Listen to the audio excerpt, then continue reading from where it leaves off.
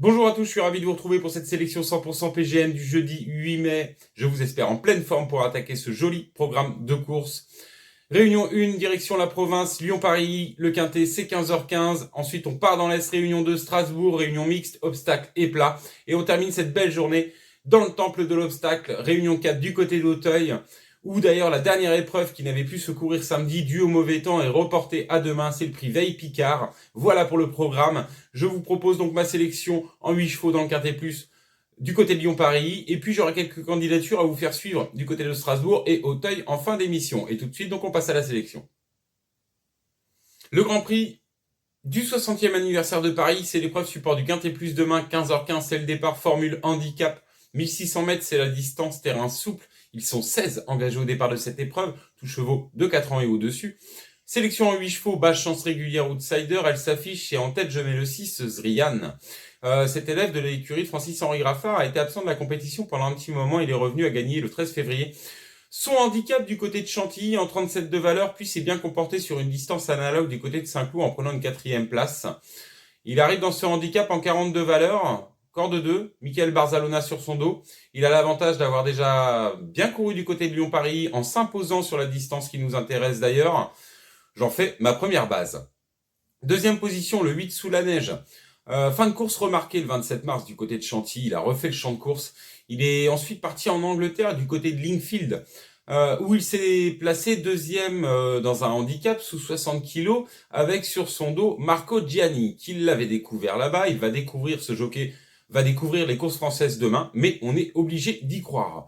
En troisième position, la Starlighting.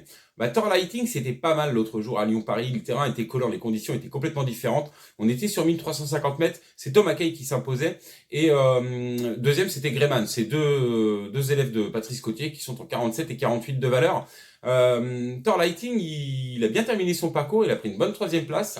Il sera mieux sur la distance qui nous intéresse demain. Et c'est une priorité dans cette épreuve. En 4e position, le 14, Divine Enroll. C'était pas mal l'autre jour dans le Quintet Cantilien, mieux que ne l'indique son classement à l'arrivée. Va monter là-dessus. Et demain, avec Marie Vélon, c'est vraiment d'ailleurs une spécialiste du parcours, corde 1. Moi, je la vois intégrer la bonne combinaison. En 5e position, le 2, Galore. 5e du Quintet de Fontainebleau. C'était bien, parce qu'il avait tiré une corde 14. Il s'est retrouvé à l'arrière-garde, il a fait la ligne droite. Demain, corde 12. Lui, c'est également le spécialiste de la distance, 1600 mètres, c'est vraiment son truc. Et il doit pouvoir intégrer la bonne combinaison et répéter sa bonne 5e place du Quintet de Fontainebleau.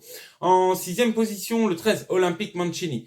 Olympique Mancini s'est imposé dans un handicap de moindre niveau. C'était sur cette piste et sur les 1600 mètres. Pénalisé pour l'occasion. Sur sa forme, il fait bien l'hippodrome et doit pouvoir confirmer et pourquoi pas monter de catégorie avec bonheur. Ensuite, je terminerai donc en 7e position par le 4 No Limit Dream. De nouveau associé à Maxime Guyon, il doit pouvoir confirmer sa bonne première place dans le Quintet Belly-Fontain. Il a encore, je pense, malgré la pénalité, la marge pour venir s'immiscer dans la bonne combinaison. Et puis, un outsider que sera le 10 Zeloro, associé à Clément Lecoeuf. C'est l'entraînement toujours habile de Joachim Epied à Brandt, redoutable dans ce type de tournoi. Pour une cote, ça me paraît intéressant. Donc voilà pour ma sélection en 8. Je ne vous lâche pas comme ça. J'ai quelques candidatures à vous faire suivre du côté de Strasbourg et Auteuil. Strasbourg, c'est dans la réunion de course 5. Le prix d'Hostier. Le prix d'Hostier suivait le numéro 3, Valerta. L'autre jour, au Croisé-la-Roche, c'était bien. Elle a fini juste derrière, à une tête de Bakhchisaray. C'était à réclamer. Dans ce lot, il y avait Plein Beau qui était 4e, qui a répété depuis, qui a gagné son réclamé. Elle arrive dans les handicaps du côté de Strasbourg. Elle était entraînée par Paul de Chevigny. Elle vient de changer d'entraînement et changer de propriétaire.